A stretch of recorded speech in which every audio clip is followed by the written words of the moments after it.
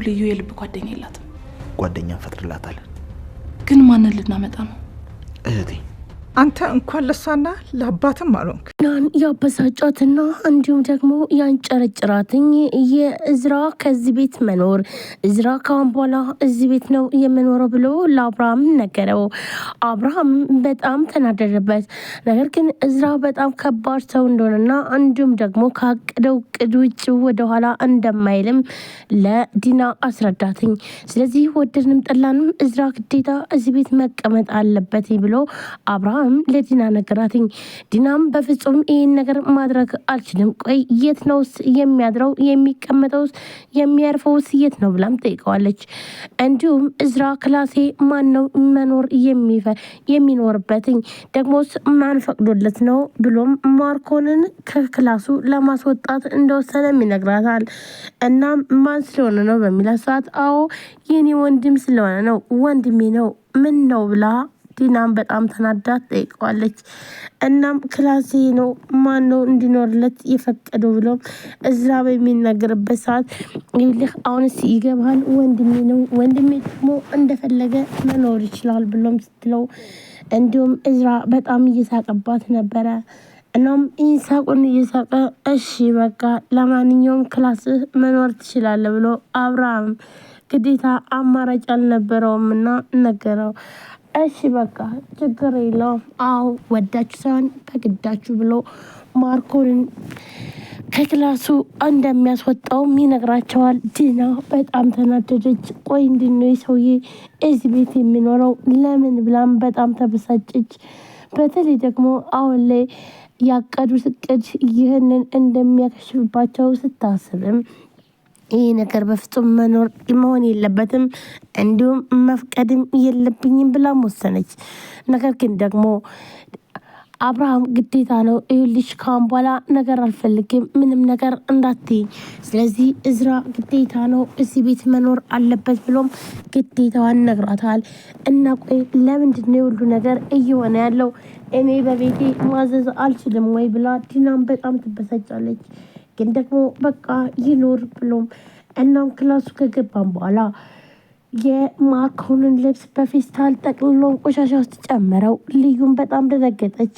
ምን እየሰራ ነው ብላም ትለዋለች። ምን ነው ክላሴን እያጸደው ነው ይሄ ምንድን ነው ብላም በምትጠይቀው ሰዓት እዚህ ቤት የሚኖረው ሰውዬ ነዋ ብሎ ቢላታል።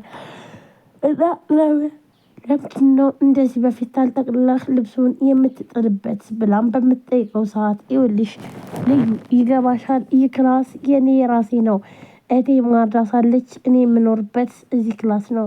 ስለዚህ ደግሞ ክላሴ ራሴ ነኝ እንጂ ማንም ሊኖርበት አይገባም።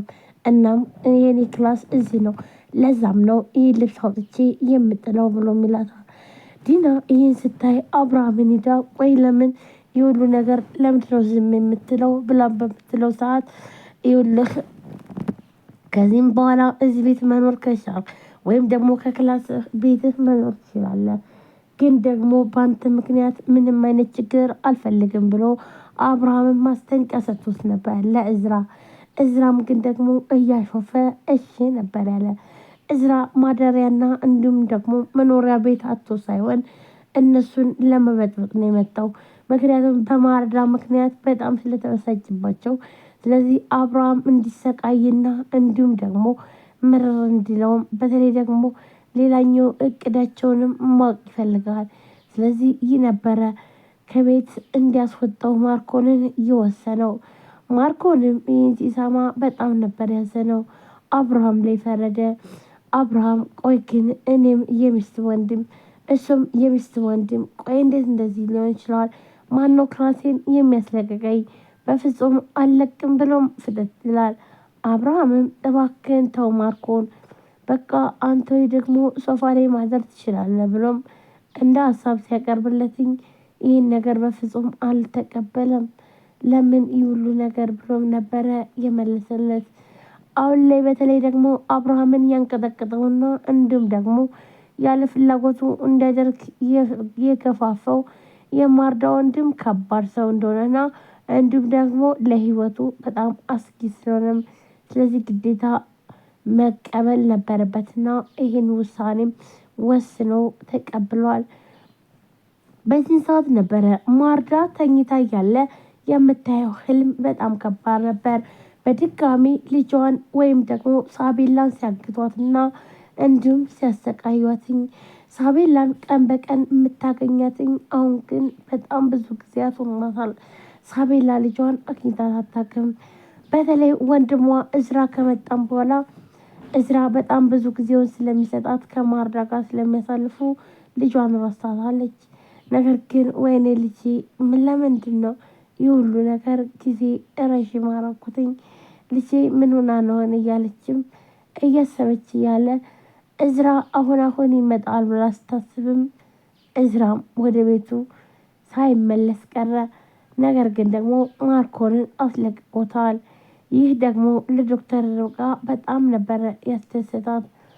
በተለይ ደግሞ አሁን ላይ ለምንድነው ይህ እየሆነ ያለው ነገር ብላም ስጠይቀው ቲና እንግዲህ ቲና እባክሽን ተረጋጊ፣ ዝም ብለሽ መኖር ከፈለግሽ ዝም ብለሽ ኖሬ፣ እኔ ምንም አይነት ነገር ማስቆም አልችልም ብሎ አብርሃምም እያዘንም ይነግሯታል።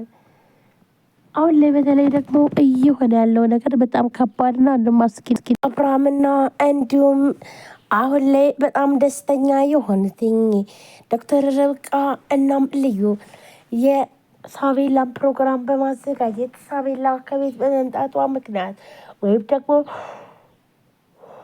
ያሉ ፈተና አልፎ አሁን ላይ ደስተኛ ሆነውም ስለምኖሩም ይህን ዝግጅት ሲያዘጋጁ ቲናና ማርኮን ግን እየተቃጠሉ ነበረ።